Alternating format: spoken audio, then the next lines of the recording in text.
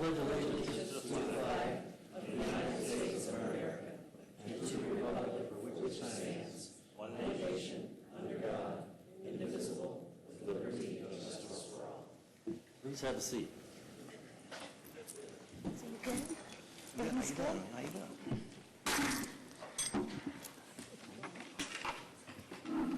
How about a roll call, please? Renee Fortin. Here. Mike Dixon. Here. Fran Myers. Pamela Cronin. Here. Tony Lappy. Colleen DePasquale. Here. Robert Wells. Bill Wachulis. Here. Jeff Webb. Here. Anita Saracita is excused.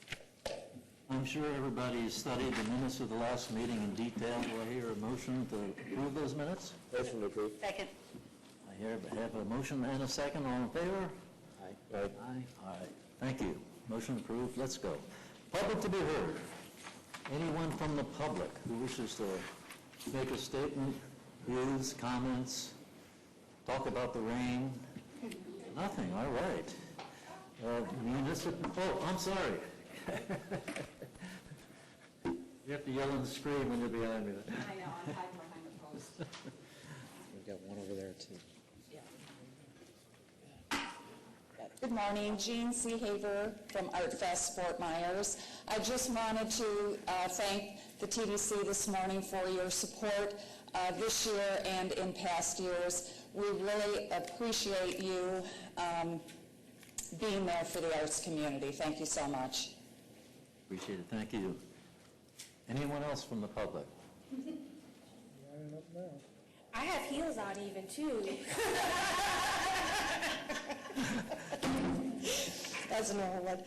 Hi, I'm Jennifer Jennings. I'm the Executive Director for the Pine Island Chamber of Commerce. And as you see in front of you, it is what time again? It is Mango Mania, one of our favorite events, as we all know. The Queen could not make it today.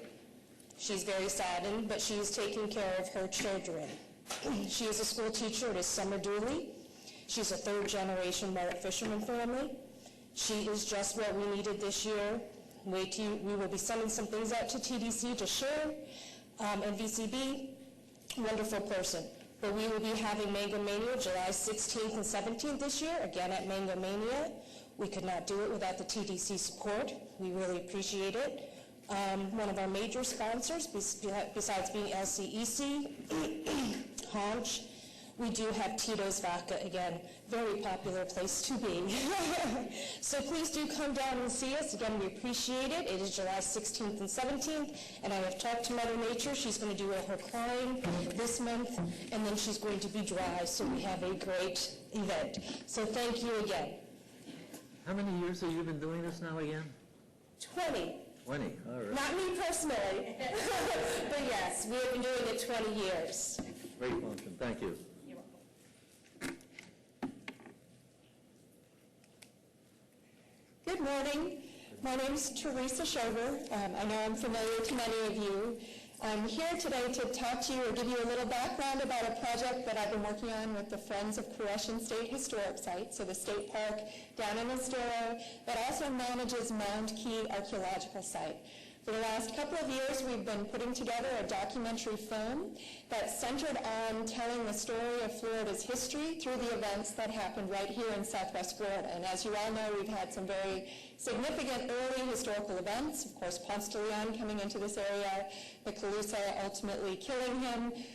There was a period of time when everybody avoided the South Florida Peninsula because of the Calusa presence until Menendez arrived 450 years ago this year and established Fort San Antonio de Carlos on Mound Key, which was one of the first 2 Jesuit missions in all of North America. That site obviously is in public ownership today, and its history comes all the way up to the present day. This is a project that is sponsored by the Friends, but also by the College of Life Foundation, Banana Bay Tour Company, a number of local historical societies. In fact, almost all of the societies in Southwest Florida have contributed to the making of this project. And then we received grant support from the Florida Humanities Council, the West Coast Inland Navigation District, and the Arts and Attractions program through TDC. So we're very excited to have all of these incredible local partners come forward to share in this particular project. And I'm going to actually show you a clip. We released this clip back in February on the exact day that Pedro Menendez arrived in Lee County and met the Calusa chief at Mound Key for the first time. So on February 19th, 1566, was when he arrived. And before we started, Ron, I will turn down the lights maybe, because I think that'll make it a slightly better viewing experience. But I also just want to set the stage. So this is just a minute and a half or so clip. It is film footage that we filmed up in St. Augustine as well as down here locally in Southwest Florida. And in this particular clip, this part of the documentary, Menendez has just founded the city of St. Augustine in September of 1565. When he founds that city, he learns that the Calusa chief on Mound Key, which the Calusa called Stababa, their entire kingdom was Escambaba, had the most gold and silver of any of the chiefs living in Florida and the most shipwrecked Spaniards. And so Menendez made a beeline for Southwest Florida, arriving here February the following year. And so this is him on his way. When he arrives, the Calusa chief sends out a shipwrecked Spaniard who'd been living here for 17 years to greet him and to sort of set the stage for a major encounter between the Calusa chief and Menendez, where the chief would gift to Menendez his own sister as a bride so that they would be brothers. Of course, their relationship falls apart later, but you'll have to wait for the release of the documentary for that part. So I'll stop talking and let you all enjoy.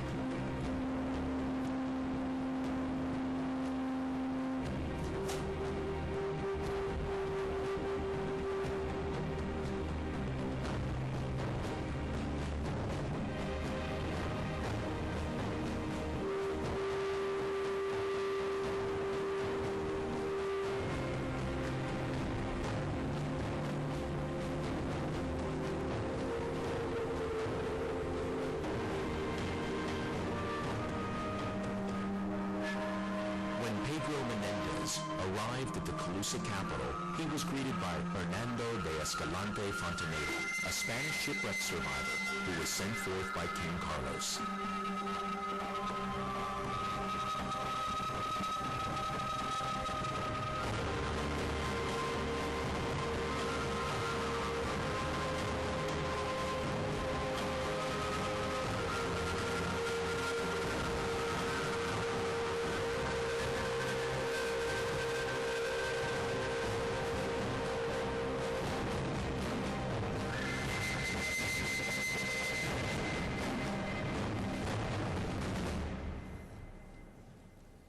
So just as follow-up to that, we are, WGCU is our presenting station. The documentary is actually going to be a full-hour program, but they are reducing it to a 26-minute segment that's focused on the early history of Florida.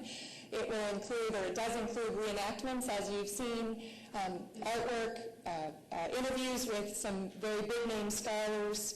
I know all this, and yet I had to write it down. So interviews, art, photography, a lot of environmental footage from here in Southwest Florida, as well as artifacts that have been recovered from Mound Key in the late 1800s that are up at the University of Pennsylvania, and actually were at a Columbian exhibition in 1892 in Madrid, Spain.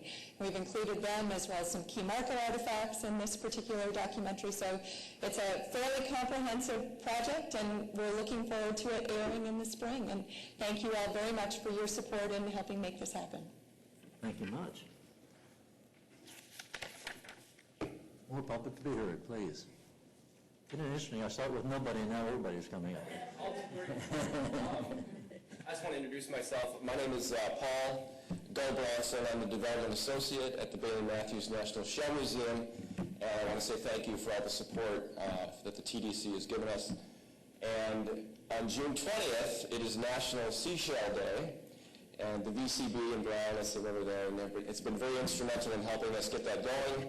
We have had a lot of coverage. We're going to have some national television coverage, and it is a very exciting time for the Shell Museum in Southwest Florida as far as shells go, and National Seashell. There we go, National Seashell Day. Thank you so much. Thank you, Paul. I remember a long time ago when we were talking to Charles Itis on the Sun Bank getting money to build that museum. That's been a while ago. Anyone else from the public? All right, municipalities to be heard. Anyone here from municipalities? Now's your chance. Oh. All right, well, Tamara, I guess you're on. I guess I am. Well, good morning. Thank you for making your way here on this dreary morning. Hopefully we won't have another one like this for a while. Let me begin by giving you the bed tax collection report. The April collections came in 0.5% up from the April 2015 preliminary collections. Came in at we'll round up 3.4 million. Smith Travel Research Report data. Occupancy for the month is up 1.5%. April occupancy coming in at 75.8%. Average daily rate was actually down a little bit. Came in at $161.22, down 2.4%, which left us with a slight dip in RevPAR of 0.8%. I will remind you that Easter was early this year, so April did not have the benefit of Easter this year. Airport passengers up year-to-date up 6.1. For the month, down 0.2%, but for the year, up 6.1%. So again, overall numbers continue to be very good. That 6.1% increase in passengers just about matches perfectly with the 6.2% year-to-date increase in bed tax collection. That's interesting, right? Sometimes the numbers do line up. I know, and I was just going to say, if you'd have surveyed all the hoteliers around Lee County and said, if you're going to have an early Easter, that's normally something we're always concerned about. To have an April with these kind of strong numbers with Easter occurring so early, I think is remarkable, really. I have a couple of other things I want to share with you. I mentioned last month that I would be soon announcing some additional staff. We had some staff that were actually starting that day, but as you know, they go to Lee County orientation all day on their first day. So today, I get to introduce two of our new marketing managers, Leslie Ann Thompson and Stephanie Wharton. And maybe they'll stand up. Sorry. So, thank you guys so much. Let me tell you a little bit about them. LA comes, Leslie Ann, we call her LA. And she comes to us from a strong marketing and communications background where she's been involved with campaign development, promotions, media relations, and event planning in both the public and private sector. She previously served as a travel public relations executive at Cher Andrews Marketing Communications, a boutique public relations firm in Coral Gables. As our VCB marketing manager specializing in campaigns and programs, LA will help guide the advertising agency's production of integrated marketing materials aimed at enhancing brand awareness. She will review consumer trends and recommend effective publicity campaigns. In addition, she will assist with the Tourist Development Council funding programs, including beach and shoreline, events marketing, arts and attractions marketing. Stephanie previously served as a content strategist for Curate. a marketing and analytics agency in New York City. In this position, she created custom content marketing strategies on millennials and the travel market. As a content manager, she will manage the VCB's website, e-marketing, and social media content. She will use emerging trends to craft effective digital content strategies that engage consumers online and through social media platforms. Her duties also include tracking trends, media impressions, web targets, and social media engagement. Lastly, I get to introduce that we have a new intern. Is she here? She is here. Fantastic. Sorry. It's really hard to see, so I apologize. Juliana Silva will assist with the coordination of our Guest First Customer Service Training Program. The program, as you know, is designed to train the Lee County tourism and hospitality industry in customer service techniques and destination awareness. She will support the Guest First team with educating the community on the value of tourism as well. She holds a bachelor's degree in tourism management from the University of West Indies and a master's in business administration with a marketing concentration from Florida International. Wait a minute, sorry. Whoa, not you, they're all mixed up here, sorry about that. Leslie Ann has a bachelor's degree in tourism management from the University of West Indies. As soon as I read it, I'm like, that's not right. Stephanie has a Bachelor in Arts in Broadcast Journalism from Temple, and Juliana is working on her bachelor's degree in Resort and Hospitality Management from FGCU. Sorry for the confusion. So welcome to each one of them. We're thrilled to have them on our staff, and I will tell you that we are in process of filling one final position, and then we will be fully staffed, which I'm super excited about. And so is everyone else.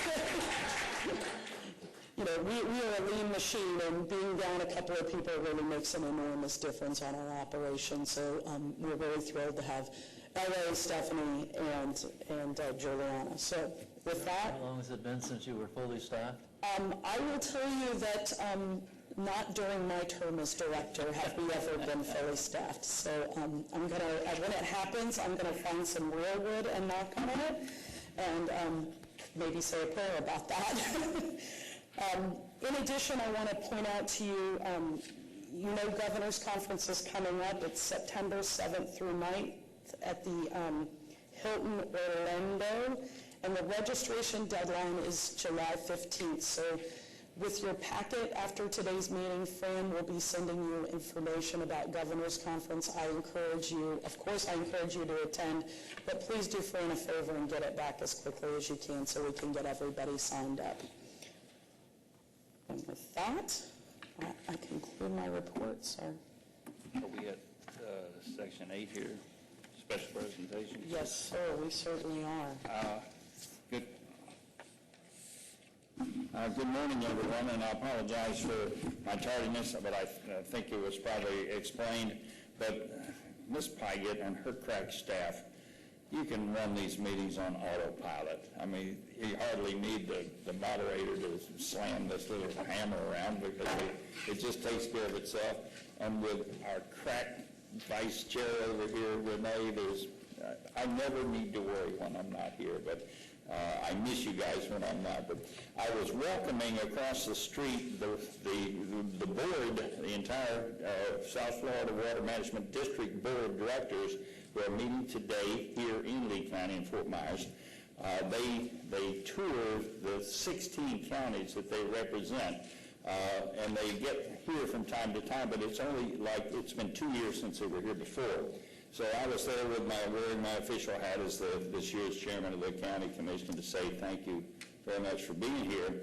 But while I had a hot mic, you know how politicians are with a hot mic, I didn't want to miss the opportunity to remind them that things that happen in Orlando and come down the Kissimmee River to Lake Okeechobee, the vast majority of what happens as far as the releases impacts Lee County more than any other county. It all ends up, not all ends up here, but we get almost twice as much as the other coast does when the releases go east and west. But having pointed that out to them, I told them that from my perspective, this is my way of saying thank you for what they're trying to do. Some of you heard me say it took us 100 years to screw up Mother Nature's beautiful system. It's going to take a long time and a lot of money to fix it. But I told them I thought collectively, and I just returned last week from, I was in D.C. with Commissioner Kuiken. We met with the Corps of Engineers and members of our congressional delegation so that they hear the squeaky wheel from this area that is the recipient of most of what's happening.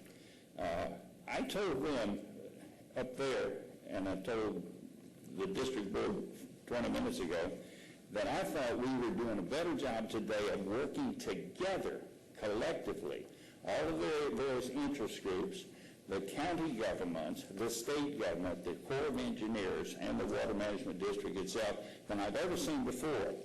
And the proof in that is that we have, because of our collective voice, this last year we received more funding than we ever have, with a promise now with the Amendment 1 that's been adopted and that's actions taken by the legislature of more to come and a more robust amount than we've ever experienced.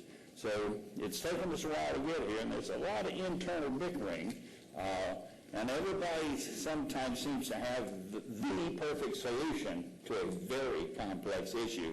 But I believe today, I truly believe this, that we're doing a better job than we have ever done before, and that is critically important to you sitting here and the people you represent. So that's my little report on what's going on across the street. But somebody said, a lot smarter than I said this once, the price, eternal vigilance is the price of liberty. So we must be eternally vigilant and involved and make that wheel continue to squeak if we're going to get the job done. And probably our next generation that enjoys all those benefits. But we've made huge progress. And I'll touch on this C-43 project that's just east of us here in Henry County. That project's going to have more direct impact on our ability to hold back freshwater releases that mess up the estuaries and really affect you island people. It's underway. You can see the huge bulldozers at work out there. That's just another example of things that are happening in a very positive way today, better from my perspective than I've ever seen before. So with that, let's go back to work. Okay. Special presentation. What do we want to say about tourist tax collection process, and who's going to say it? We have Tim Parks and Tamara Anderson here to speak to us. Well, let's hear from them.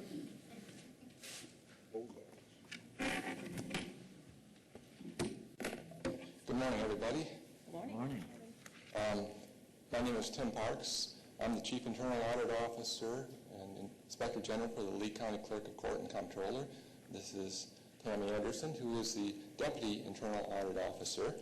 And we represent, of course, Linda Doug, who is the Lee County Clerk of Court and Comptroller. She wanted to be here today to introduce this, but she had other commitments that had to be kept, so she could not be here. Anyway, we put together this presentation. It's fairly brief, and we'll take questions, too, about it. We want to talk about tourist tax collection, basically, and enforcement.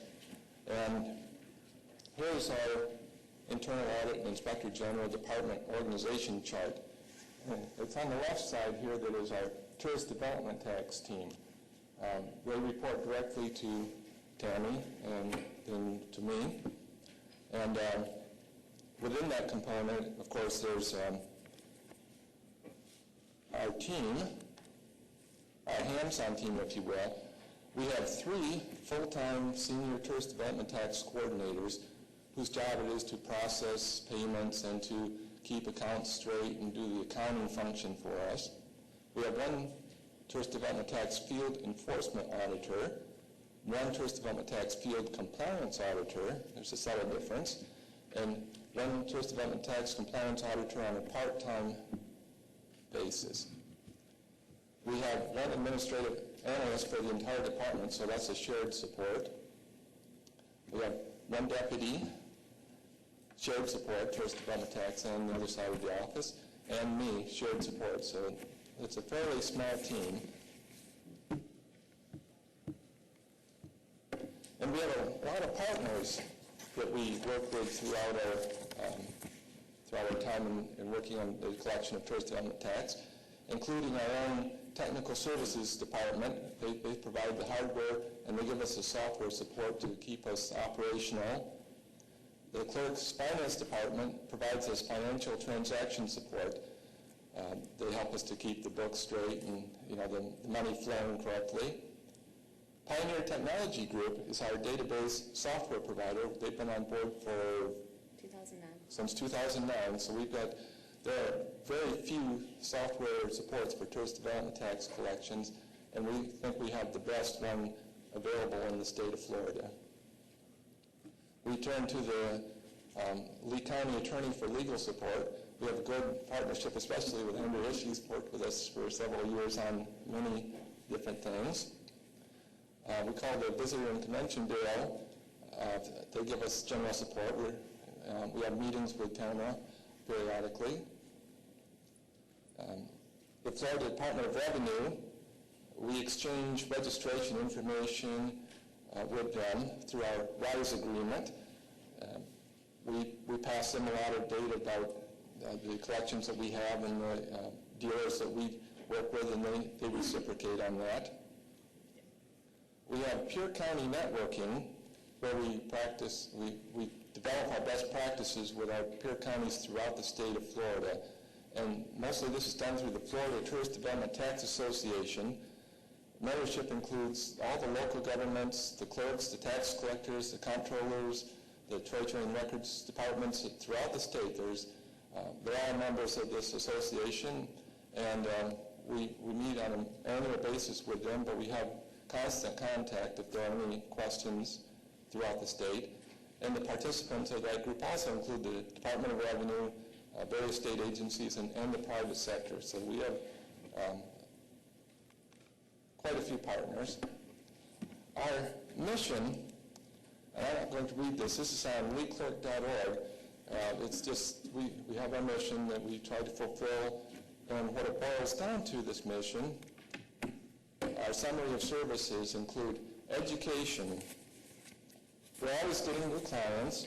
We're always dealing with new laws, new business models, so we're in the education business. When somebody comes into Lee County and wants to open a property or rent a property, however that develops, we're out there trying to help them to understand the tax law and be in full compliance. We administer the tax laws. There's a myriad number of statutes. There's administrative codes. There's the county ordinance. There's case law. There's all kinds of stuff that we have to understand to be able to follow that. We have a research function within the department. We research for new dealers, new properties, new business models, and it's always in flux. There's continuous change in the business, so we're able to keep up on that. Very thin research department, but we manage it. We do hundreds of compliance and field audits on an annual basis. We have enforcement investigations where we resolve out-of-compliance situations, and sometimes we have to deal with the most egregious taxpayers. I mean, there are a few people that are just a little bit stubborn to work with, but we do that. And we also try to detect and prevent tax fraud. Some people just absolutely choose not to be compliant, and that's when we really get down into the tough part of the business. We bring them around. We have somebody who's very excellent in doing that. And we strive to have the highest level of compliance to have a fair and level playing field. And it's a very lofty goal, and we're very diligently at doing that. A little bit by the numbers for our Tourist Development Tax Collections Unit. We have more than 7,600 active accounts at this time. And within those active accounts, of course, there are some property managers who have tens, hundreds of properties that they do. So within one of those 7,600, there might be somebody with 50 properties that they manage, and we don't register each property individually. We get the entire domain of that property manager and work it that way. We added about 1,300 new accounts on a yearly basis. Of course, there's some that drop off, but that's part of our research. We're constantly bringing in new accounts to the system. Last year, in total, we collected more than $37 million in collections. I think last month, or was it last month? April. Over $7 million in just raw tax collections. And I look back not too many years ago when $8 million was the entire year. And I said, wow, we're doing 1 year's work in a single month now. So that was, we've really grown, the county has by leaps and bounds, and that's our partnership with VCB. You bring them in and we'll collect it. So taxpayer contacts in the last year, over 2,500 email contacts, correspondence, almost 11,000 mail pieces that we sent out, phone contacts, over 3,400. So amongst a relatively small staff, that's a lot of contact. And one of the big things that we're proud of this year is that we are now, as April approaches, the one time a year when all 7,600 plus accounts have to report their tax collections and remittance, we were able to send out an email notice prior to that date to say, by the way, remember, April 20th is coming up. So that's a big advancement. There used to be complaints where you can send us notice after we fail to remit. Why can't you send it before? So we're there. That's a big deal. Some other numbers from our audit services side of the department. We had some 550 desktop audit compliance analyses last year, and we generated 460 suspect investigations. Suspect is when we're doing our research and we find somebody that we believe is renting and we don't find their registration, so we start the education process with a letter. And we had 460 of those. We had 28 enforcement investigations closed, 20 field audits where we actually go out to the property and do an audit completed. And we issued almost 1,100 audit assessments in the last year. And of that, we collected more than $753,000 in those assessments that were paid. And out of our 7,600 active accounts, we had to add 57 real property liens. So compliance, we believe, is very good, and those are the ones that require a little bit of extra support service from us to get the tax collected. We have a bit of a website presence on leadclerk.org where we provide anonymous tip hotline where people can call, email, or they can click on this red button which is on the website, and it opens up an anonymous tip. And this is pretty popular. We receive tips that my neighbor is renting. I know that they don't collect and pay the taxes, and sometimes the complaint is those renters, and they come in with their kids and they're making noise all night, and we're sorry, we can't help with that. But we can look up and see if that property owner is collecting and remitting the tourist development tax, which plays to our fair and level playing field. So that's what we do. Very brief, nutshell, the high-level approach, and we're open to questions. Yes, sir. Thanks. There's been a lot of conversation about various online booking sites that homeowners are using, yes. Airbnb, VRBO, HomeAway, all those. Have you found that they set up a structure so that this collection takes part properly through the site, or does each one of those homeowners, do you have to kind of go and make sure that they're complying, or does the software pull the tax automatically for those renters? Airbnb in particular, if you look at their website, they list Lee County as one of their tax collection and remittance counties in the state of Florida, and that's since March 15th.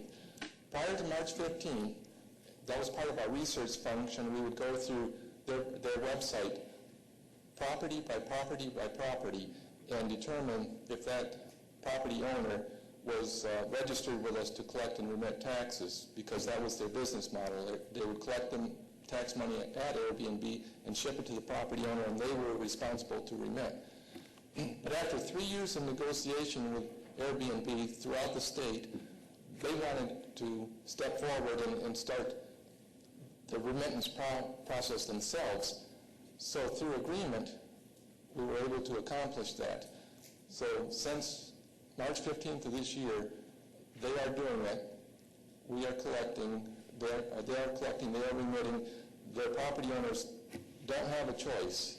If they book something through that method, then the state tax and the Lee County Tourist Development Tax are remitted by Airbnb. It's all on their collective platform, and it's not an optional through the contract. Other, like VRBO, they are not on board with this at this time. Years ago, this goes back 12 years probably, when online travel companies were making a big impact in the industry, the state and many of the counties went to bat to try to get all these companies to collect and remit the tax. And they said flat out they didn't have to do that. They could send the money to their property owner, and the property owner would have to pay the tax.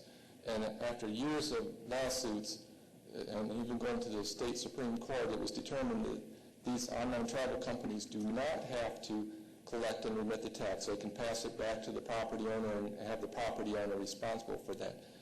And so Airbnb stepping forward and volunteering to do this when the case law says that they don't have to do it is a big deal.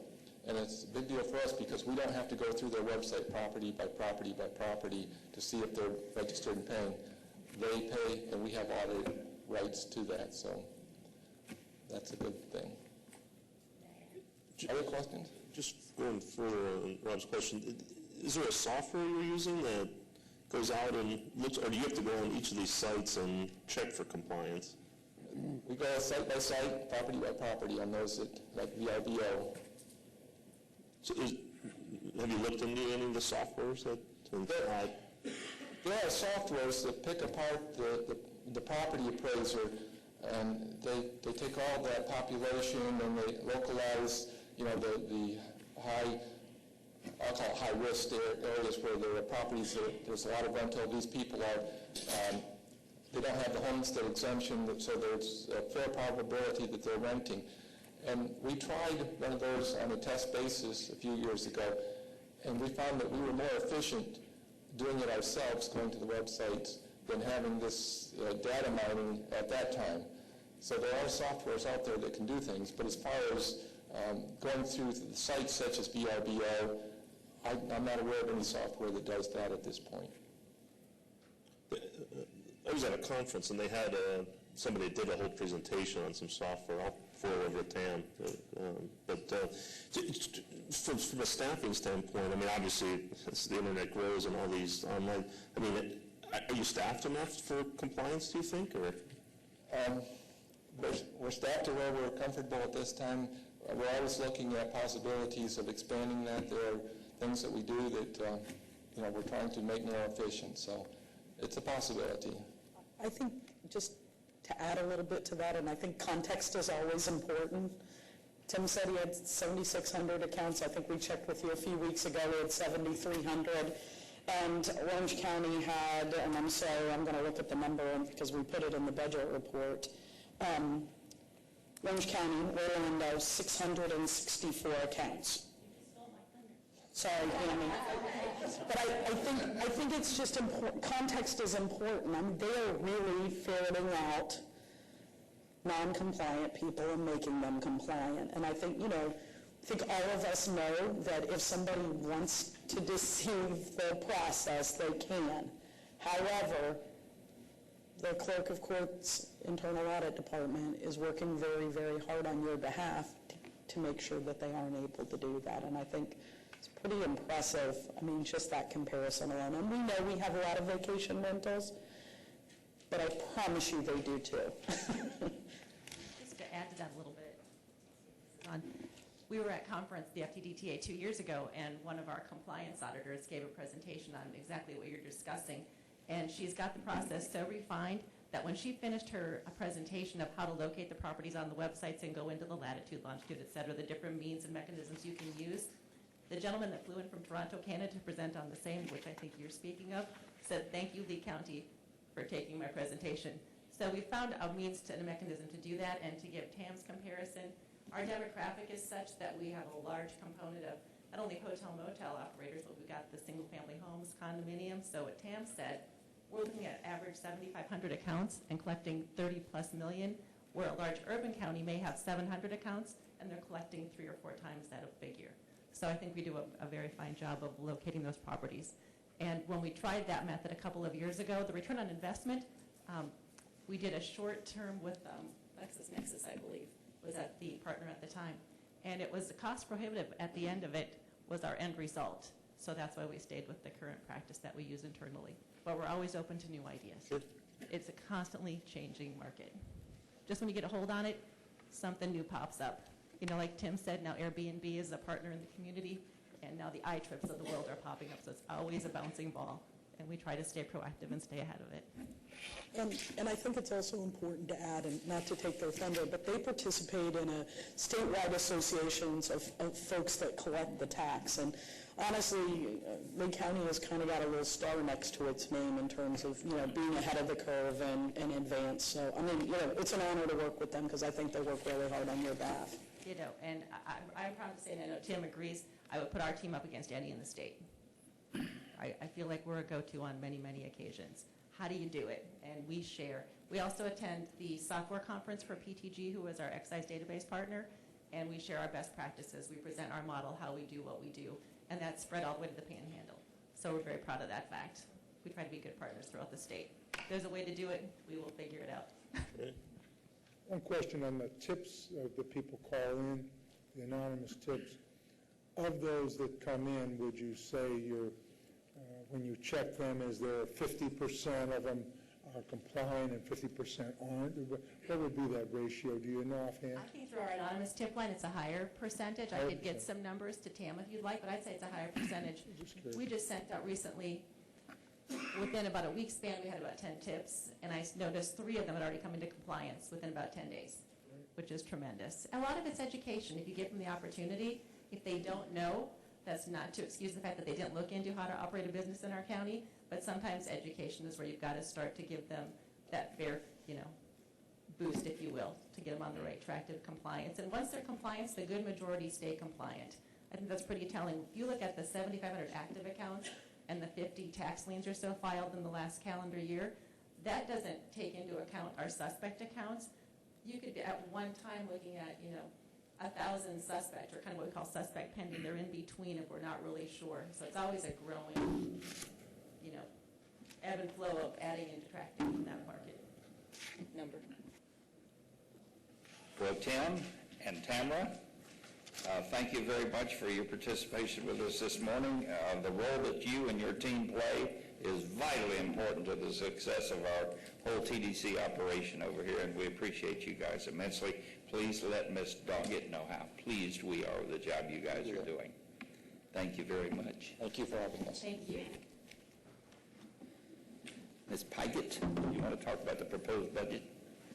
Absolutely. So before you, and I apologize, I did have staff reorder this last night, so I think your packet and your iPad may be a little bit out of order. If you hit that little button in the bottom left corner, you can go straight to the proposed budget report if you need to take a look at it. But we've prepared a FY17 proposed budget for the commission and for your review. As directed, we begin with a continuation budget. That budget has a very slight increase over our original budget for the current year, about a 0.7% increase. And then we, in addition, put together a supplemental budget recommendation that the board will be considering. Has been presented to the commissioners. It was discussed Tuesday at their workshop. And obviously we would like your input, but if you don't have any questions or anything to offer up on that, probably would like a motion to accept the proposed budget report. So moved. Got a motion by Pam, second by Renee. Was that right? Is there any discussion on the motion? It is your budget. Ms. DePasquale. A quick question. The harbor side received money annually, right? Correct. So we did that in 15-16? We did. We're not budgeting that for 16-17? We are, actually we are. Okay. And I apologize, normally we would do those three budgets, those three requests today, and that's why I moved the budget first. It kind of feels funny to talk about those funding opportunities without talking about the budget itself first. Historically, allocate $350,000 to the Arts and Attractions Marketing Program, 50 for Edison Home, 50 for the Conference and Convention Council Harborside Event Center, and $250,000 allocation that is administered by the Southwest Florida Community Foundation. This past year funded 36 local attractions. In 2016, in anticipation of some of the changes that would be coming to Harborside, the city came in with a proposal of $25,000 request, and we shifted that extra $25,000 that typically went to the CCC over to the Southwest Florida Community Foundation slice. My understanding is that the city is planning to come to us with a request for $50,000 for this upcoming year. $25,000 to market through February, and holding that extra $25,000 they typically request just in case the project doesn't go forward as anticipated. So that kind of turns things on its side a little bit. We need to shift back to $250,000 for the arts and attractions administered through the Community Foundation. Hold that 50 for Harborside. Again, that's the proposal. And 50 for the Edison Home. Does Harborside's committee still function? I sit on the Harborside Committee as Vice President. We're shutting down the Harborside in March to start renovation and so forth. Prior to that, in December, we've sunsetted the Harborside events in CCC or whatever, because there's just not a purpose for us to do, especially with this new group coming in, which is pretty solid since they put a $500,000 deposit down on everything. So that's kind of where we stand with that organization. I don't really know how that's going to play into everything because basically the marketing is going to stop. I've heard rumors that within the next 60 to 90 days, this new group wants to come in and start selling it. So I don't really know how that's all going to play in, but those are things we should be aware of when we look at this money. So who's using the money? That's the CEC? The first $25,000 for at the direction of the CCC, but the city employees, obviously, who are running Harborside, will be using that first $25,000. But I want to be fair. I don't have that proposal yet, so we're talking about a hypothetical. We have not received that proposal yet. I anticipate we'll bring that forward to you in August. I think it's coming from a different direction, a different group, either the RDA or the city of Fort Myers in general, I think. I think the city is leading that charge. Right, not necessarily Harborside. Yeah, you want me to? Sure, I'm different. Sure, that's correct, yes. So actually Pamela Johnson and myself met with the city manager and the assistant city manager. While the main sale deal looks very well and everyone is quite optimistic, there's always that potential contingency that it would fall through. So, to keep the partnership strong, we simply suggested they bifurcate their proposal and make the second half contingent upon what ultimately happens there. That's a contingency, so that's, if it gets used, if it doesn't, it goes back, so. Correct.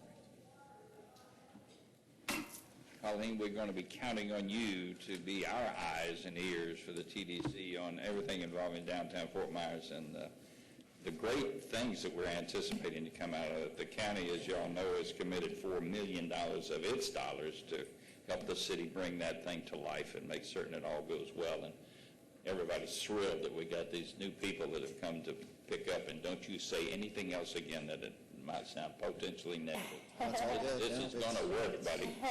We're with you. I think there's a lot of positivity around Oh, it's all very good. Poor Don Pate, he's been trying to retire, but he was afraid to go until he got this thing off the ground, but God bless him for 25 years of persistence. It's finally paying. A great group of people that are doing this hotel. Oh, yes, a lot of people worked hard on it. Renee? Just an observation, one observation, I'm glad to see we're expecting another $2 million in revenues next year. That's a good one. But under contracted services, I see we show about 1.9 million. And on the next page, I see contracts. Is that where the contract services is? Because there's about a $500,000 difference in there. What are contracted services? Well, there's a couple of different lines there because contracted services typically are representatives in our other markets. So, and that's on page 6, right? Correct. But also you see in there, so there is a bit of a difference between those two lines. Technically it's in the other line, but there are other things in contracted services. As an example, mail fulfillment, which we're not spelling out under the contracts, though it is certainly a component of that contracted services. All right, thank you. Research, et cetera. Pam? May I go back to the 25,000, 50,000 again? I think the Southwest Florida Community Foundation requested the 275 again, obviously, because you give it in. And it is well spent. We're getting a lot of really great applications on that. When we move this forward, if the city doesn't use that 25,000, could that be allocated to the Community Foundation, or is that something we have to do now to make that?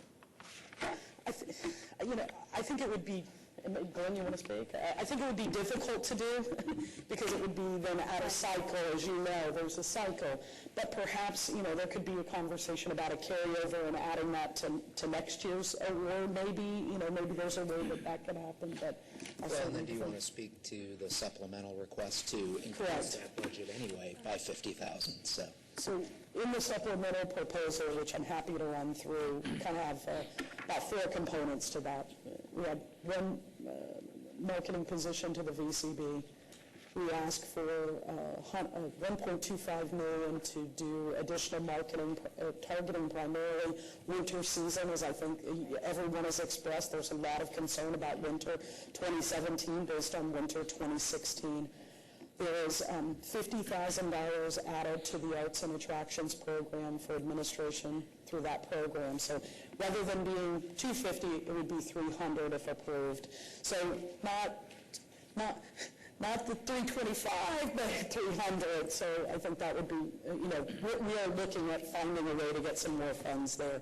And then last but not least, $200,000 for sports event sponsorship that we are pretty positive about. So I think that the supplemental budget is a really sound proposal. Again, and there is some extra funds because, as you well know, there are a lot more requests at that level than we are able to fund. Absolutely, and obviously, like with Teresa's presentation today, the money is well spent. So it's a good thing. In the budget process, it's almost impossible to say if this part of it doesn't work out, then it's automatically going to go that way. But bear in mind the county commission meets twice a month, and we are all the time making budget modifications during the ongoing year, and we have the authority to do that through the process. And so if those things come up, and we can address it here, ask the commission to do it. Jeff? Can you remind everybody how the process works? You have the continuation budget, and then of course you're not having a supplemental budget. How's the process work? When do you, it's been brought forth to the commission, the supplemental budget was discussed in a workshop. When will the next vote be? When will there be a final approval? Could you just remind everybody? Do you want to do that, or Roger? Sure. Be happy to. So there will be another budget workshop with the commission on June 21st, where they'll review a second draft of the continuation budget as well as the supplemental request. In August, we'll have a third budget workshop, followed then in September by formal adoption of all budgets. So that'll be the first and third Tuesday of September is when it all gets approved. Along with supplemental? Correct. It would all be adopted at the same time. And in the reserves now, assuming figures have been floated around and so forth, we just do budget and everything, what is going to happen to the reserves? Will it be increased, or will it remain the same with the supplemental budget? Or I didn't have time to do all the math, so we just got this yesterday, but where does that stand? Right now, I think we had originally $23 million. We took away some money for the MSTU payback, the CIP. We added some incremental digital campaign money. Then we had some shoreline money we put back in. We're roughly around 10.8. Is that going to increase with this new budget, or does that stay the same? Back to you, Glenn. I don't have the detail on it. Certainly, it would be projected to increase just a little bit based on the projected bed tax collection going up by $2 million. Right. So yes, you would add to it just a little bit, even given the supplemental, but it's not a lot, and that's just a projection, so correct. All right. Colleen. I don't know if this is the time or we should do this at the end, but I've just sat through marketing and beach and shoreline, and I realized that there's no mechanism for the reserves. Like we don't have, like the money sits there, and obviously we've made recommendations, we've paid off things that needed to be, that the county commissioners felt needed to be paid out of that. So, but I know that there's people who are interested in those funds. We know that it's like, ooh, look at, there's money. So I wondered, because we have mechanisms to give out beach and shoreline, we do the marketing things, that was for the community, like arts and track. There's a lot of things we have in place. When people want to use the money, we have a process, but we don't have a month. Like, what's the process if people think that they have the right or would like to ask for reserves? One person talked to me and I said, my recommendation, and we've heard you say this, is you talk to the county, and the county decides where the money comes from, right? Like, if you have a project, you talk to Roger, and then but don't tell us where to find the money, just tell us what you want done, and we'll make the call. But we do have this money. How would people access that, or is that just at the discretion of the Board of County Commissioners? It's about to kill Mr. Desjardins not to be able to answer your question. That means you go ahead and answer. Well, I can tell you, generally speaking, there's a reason for reserves. I mean, it makes for a healthy budget process. And we don't know when Hurricane Charlie or Donna or any of them are coming again, but there's a purpose for reserves. And the purpose is not to have that as something to hold up as a magnet for other folks to come in and say, okay, well, we didn't spend that during the regular budget process. It's there and makes our budget process function well. And we never have to worry about a crisis of during the year that we cannot react to, and we treat our reserves, including the TDCs, the same way. Am I close to a general explanation? You did a great job. So the thought is it will sit there and it will. Needed by an action. It's not here to be requested upon. Right. It's not a candy jar to reach into all year long because we didn't cover it in the budget. Okay. And what we are on discussion right now of a motion to recommend this budget to the county commission in the process. And so this has been a healthy discussion. We don't adopt the commission until the end of September, the final budget. This just allows Roger and his staff a process that it just continues to evolve. And if we have something come up that's important to us between now and September 30th, and then the last day of the last public hearing, the commission can make some adjustments on it. But this gets the process well rolling, and we need to take this step. So I think this has been a healthy discussion. If we're through the discussion, then I would ask, are there objections to the motion? Thank you. Considered passed. Good conversation here. Ms. Pygott, back to you. What's up? Okay, we have the two programs that we ended up inadvertently discussing very thoroughly during the conversation about the budget. The attractions marketing portion anyway, but we also have for your approval today the events marketing, and I would let the chairperson of the subcommittee lead this if she doesn't mind. Good, gotta have Nancy over here.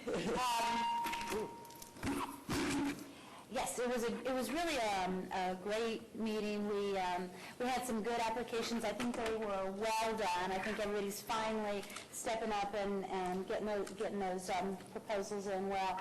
And Nancy, there were a few exceptions that we came up with that we need to address here. Right. Other than the proposal. So if you don't mind taking that. Sure. Thank you. So there was a total of 10 agencies that requested events marketing funding. You have $200,000 budgeted. However, this year there was a caveat added that the events needed to produce 100% marketing match, and there was one event that needed to go back and do that. And the Saddleboro Writers Conference, I'm going to ask that you make a recommendation. The subcommittee was emailed the information from me. I appreciate all of you that sat on the subcommittee and reviewed the requests on May 26th. Saddleboro Writers Conference did come forward with a $10,000 marketing match and another additional amount that I emailed to you as in-kind. So the rules are half of the marketing match can be in-kind. So their request and what they received last year is $16,000.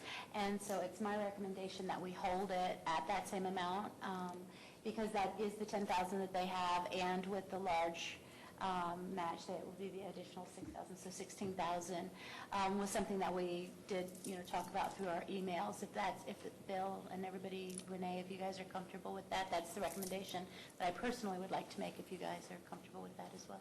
I'm fine with it. now we'll need a motion to approve. This is the end result for events marketing then.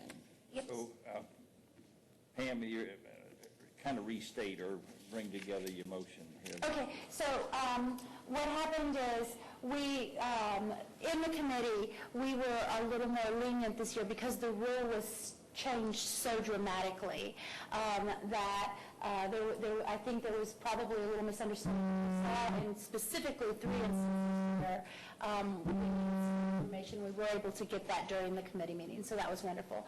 So my suggestion, and so with our recommendations, the only one that we hadn't made as a committee was the $16,000 for the Sanibel Island Writers Conference. So this is now the committee recommendation to the TDC for the events marketing program with each of the items listed. Okay. So that's my motion. Can we get a second for her motion? Second. We've got one now. You want to discuss it further? Is there objection to her motion? Outstanding job, Pam. Now, back to you, Ms. Pygott. So as we discussed, we have a proposal from the Community Foundation of request for $275,000. We're going to make that number $250,000. My recommendation to you is to make that number $250,000. And from Edison Ford Winter Estates for $50,000 from the Arts and Attractions funding. This matches up with what you approved just a few moments ago in the proposed budget. And of course, we are hopeful that the Commission will look favorably upon the supplemental budget, which would give the Community Foundation the opportunity to award up to $300,000. Does this also require some motion? Yes. So we need a moved. Second. I have a motion and second. You want to discuss this one? Is there objection to it? Show that adopted too. Very good. Old business. Ms. Johnson. Ms. Pamela? Go for it. Good morning, Commissioner. Good morning, Council. I don't like being under old business, but I'll go for it. Young business. A little sensitive, a little sensitive, but that's okay. Young business. All right. Good morning. This morning I have the final update of our strategic plan. As you know, we like to come to you from time to time to give you an update about our strategic plan process. It was a living document. It did not sit on the shelf. And we really, for the past 3 years, have been living and breathing this strategic plan. So I wanted to give you a final update this morning and then tell you what our next steps are. We began this process in 2012, and it was a shared initiative with the community, industry stakeholders,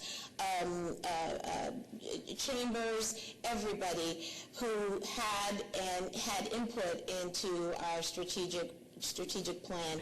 It was not something that the VCB thought of and put out there. I just wanted to make it clear this is a shared community imperative. What we did is, and the goal, of course, is to create was to create a roadmap going forward for all of our marketing initiatives, everything that the VCB does. And we also wanted to strengthen support for what we do in this community economically and socially in terms of the impact of tourism in the community. So out of this came four pillars. Develop the tourism pipeline, which I'll discuss in a moment. Grow shoulder and off-peak season. Protect Lee County's natural resources, and make tourism a shared community imperative. Under developing developing the pipeline, I'm just going to do very high level this morning. I know everybody really wants to see every single slide. I really did develop, Amanda, about 72, but no, just kidding. We have it concisely here for you. So I'm just choosing some of the action plans from each of the different strategic imperatives. And under developing the pipeline, we really wanted to expand our research capabilities to define the next generation of the traveler. So if you recall, back in 2014, I believe, Marcia with DPA came forward, and we did an assessment of visitors' attitudes, perceptions of the destination, and from that, we created like this psychographic segmentation of our traveler to help us in terms of targeted marketing efforts going forward. We also did a comparison of Lee County to other similar destinations, and with that has guided us tremendously in terms of all of our marketing efforts to date. We also have worked very closely with Air Service Development. I've had the pleasure of working with the Port Authority, Collier County as well. We do pitches together. Hi, Carol. And we have really worked hard to develop a unified effort in terms of air service development. And the Cancun service, the Puerto Rico service, we went down to San Juan and did some trainings with travel trade down there. And then, of course, the big kahuna, we're always working on international air service development. And one day soon, hope to have some great news to share on that. But we are working towards it. In terms of growing shoulder and the off-peak visitation, this has been very important to us, but particularly there are some critical success factors that I'll get into at the very end that really will decide whether we achieved our goals. But everything is really about off-season. And particularly, we're looking at the late summer, early fall season. And we've been doing some things to kind of really target those areas. And just to look back in 2015, the marketing team did the Saved by the Shell summer promotion. Of course, this year it's Celebration. We've now had the Islands Findings videos. We've had 4 of them. Also, there was last year an Islands Finding Instagram influencer campaign, Expo Chicago. You've heard of all of that. Also, too, we've looked for new markets internationally. Where are we going to be in the future? What's growing? Where do we need to be? And we've done, the communications department and Fran have done some collaboration with Visit Florida on Chinese media fans. I think there have been 2 or 3. 4, 5, 6. All right, knew I was going to get there. 2, 6. We've done a lot, for sure. And looking at that market, just from a PR perspective for now, having conversations going forward with tour operators to try to develop that next level. And then there's been a stronger focus in our office with Stephanie Zinka in South America. She's been more aggressive in Chile, Argentina, Brazil. We do know there's certainly a lot of economic conditions right now in Brazil, which makes that market not as attractive as it was a couple of years ago, but we're moving forward. Protecting Lee County's natural assets. For this, again, everything we do in terms of our marketing, promotion, branding strategies really goes to what brought us all here to begin with, this wonderful natural environment. And I think you see that really executed in terms of all of the marketing that we do. And last year, this year, we had the photo contest. And really, when you look at the photo contest, what were some of the things that we focused on? Again, this wonderful natural environment, these images that come through that really resonate with people. And finally, making tourism a shared community imperative. Telling our story, making sure people know that 1 in 5 jobs in Lee County is tourism related. Making sure that folks know about, the contribution of sales tax to the local economy, to Florida's economy, and really communicating that in a very positive way. Tam has the column with the news press. We really want to make sure that we're communicating that story always. And engaging people about the tourism story. One of the ways that we've been doing that is through our own industry. Judy Durant has led the travel rally for the past few years. And of course, in the past couple of years, again, partnership with Collier and Charlotte County to create this one day that we all come together and celebrate tourism. Unfortunately, this year, it was rained out. But we're moving forward and looking forward to a bigger and better celebration next year. And like I said, really the way when you look at the strategic plan and how successful were we, there were really 3 critical success factors. One was the spend. We wanted to really grow the spend to $3 billion, and we achieved it. Check. And the other one was we wanted to grow RevPAR by 15%. And that has also, we've seen some softening lately, but we're almost there. We're almost there. And then grow fall visitation by 15%. Again, we're getting there. One of the things I didn't mention, the implementation of that Island Hopper Songwriter Music Festival. Again, that was give people a reason to come here and be here during our partners' need periods. So those are some critical success factors. Again, it was a living document, not on the shelf. We lived it, breathed it. Next step, we'll move forward in starting to discuss the next process.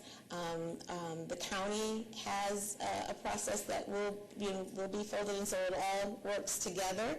And we look forward to creating the roadmap for the next strategic planning process. We did 3 years because 5 years beyond, we felt like things change so fast. So 3 years felt comfortable for us, and again, we look forward to initiating the next process.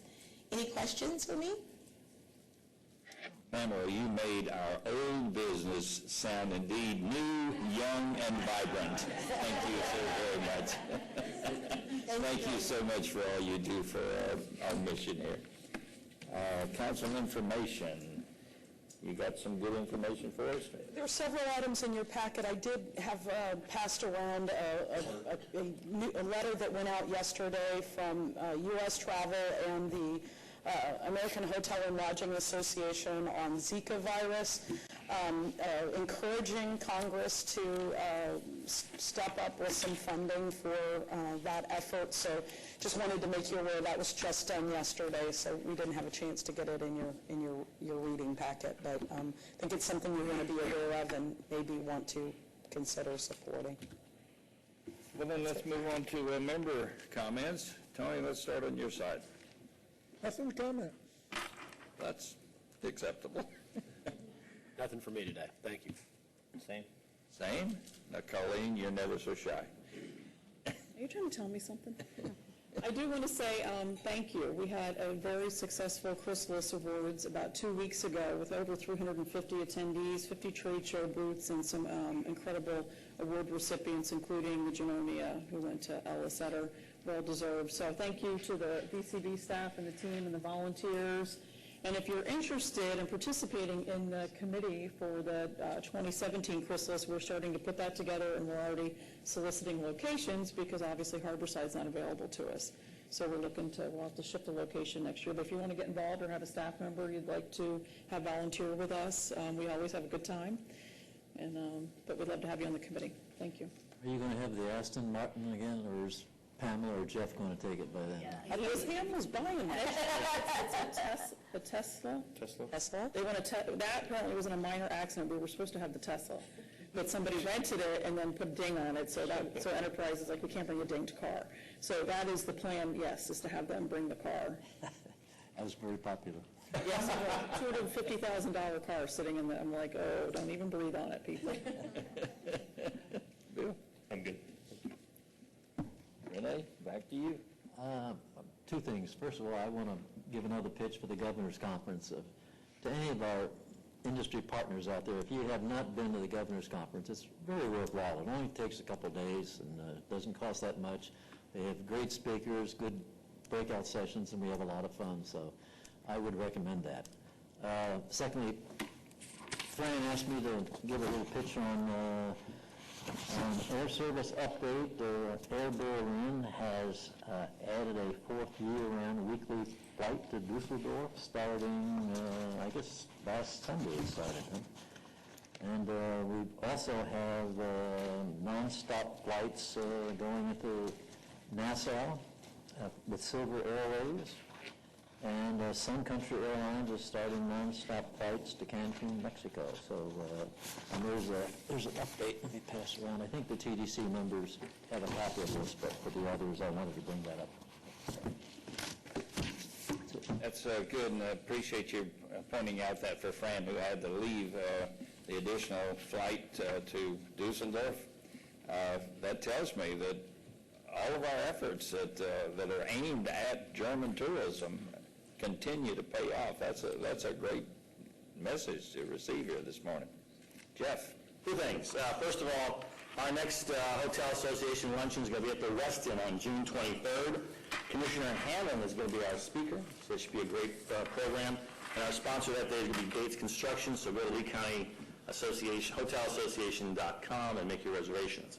On a second note, and final note here, over about 3.5 years ago, the Board of County Commissioners very graciously created this ex officio seat for the Lee County Hotel Association. I've served on that seat for quite some time, since the beginning, but this is going to be my last meeting. Our bylaws state that my term is up, so I am going to be assuming the responsibilities of Vice President of the Association, with Lee Bellamy having been promoted to a DoubleTree in Jackson, Mississippi, so he left. Our Board Association has nominated Brian Kramer, who is the General Manager of the Hyatt in Bonita Springs, who's out in the audience today, and we're hoping that the BOCC and TDC will confirm that nomination at a later date for him to take that seat that I will be vacating. I want to thank you all for my time. I really enjoyed it. I think it's been a lot of fun. We had a lot of giggles. And I will be missing you guys, but you'll still be hearing from me from time to time because I'm not going too far. So thanks. Jeff, I know I speak for the entire TDC in acknowledging the preparation that you bring to these meetings. I don't think any of the voting members here are better prepared when they come to these meetings and say anything that is more significant and vital to our mission than you have. You have been a superb addition to our operation here. Thank you very much.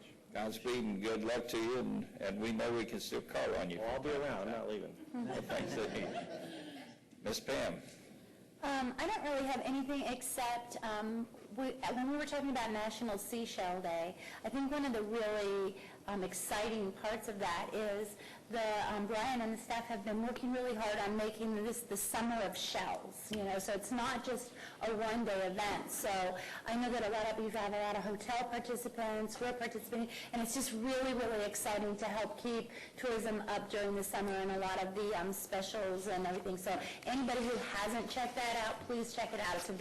It's a really great program, and they're working really hard on it. So thank you very much for that. Well, super. You've done some magnificent work this morning, Madam Director, and colleagues on the TDC. Thank you, everybody who has participated this morning, and for you visitors who are just curious, I think it stopped raining, so we're all excused. We're adjourned. Yeah, see you later. You know it. I had to wear it, Oh, yeah. Ready. We never won at home. Well, I'm sorry that you're not going to be with us.